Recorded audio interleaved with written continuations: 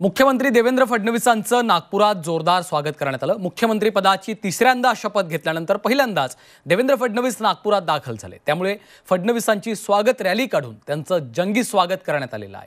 पाहूयात।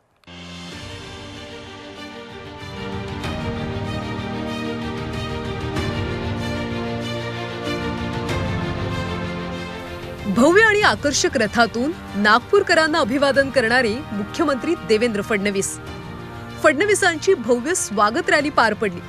संपूर्ण शहरात होर्डिंग स्वागत कमानी लावण्यात आल्या।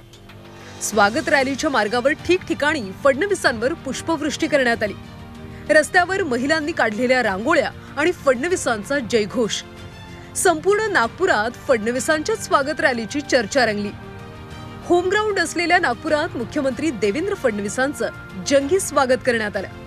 तिसऱ्यांदा राज्याच्या मुख्यमंत्रीपदी विराजमान झाल्यानंतर देवेंद्र फडणवीस पहिल्यांदाच नागपुरात आले।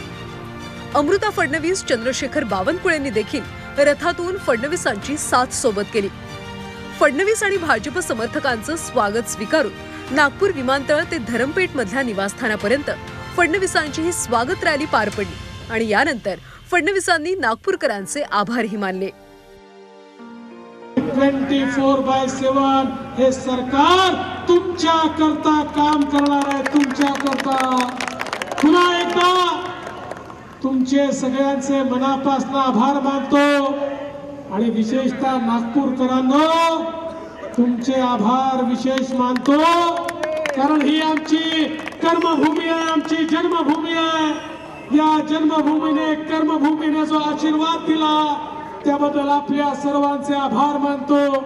आमचे नेते माननीय गडकरी साहेब, त्यांच्या नेतृत्वात महाराष्ट्रात आम्ही निवडणूक लढलो, ते आमचे चंद्रशेखर बावनकुळेजी आणि त्यासोबत महाराष्ट्रातली सगळी आमची टीम, आमचं केंद्रीय नेतृत्व, नड्डाजी असतील, राजनाथजी असतील, आमचे सगळ्यात महत्त्वाचे आमचे गृहमंत्री अमित शहाजी असतील, या सगळ्यांचे मनापासून आभार मानतो। केंद्रीय मंत्री नितीन गडकरी यांनीही नागपुरात देवेंद्र फडणवीसांचं स्वागत केलं। फडणवीसांना पुष्पहार घालून गडकरींनी त्यांचं स्वागत केलं आणि त्यानंतर देवेंद्र फडणवीसांनी गडकरींच्या पाया पडून आशीर्वाद घेतले।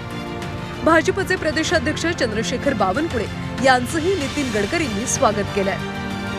नागपूर हे देवेंद्र फडणवीसांचं होमग्राऊंड आहे। मुख्यमंत्रीपदी शपथ घेतल्यानंतर फडणवीस पहिल्यांदाच नागपुरात आल्यानं त्यांचं जंगी स्वागत करण्यात आलं। अमर काणे, झी 24 तास, नागपूर।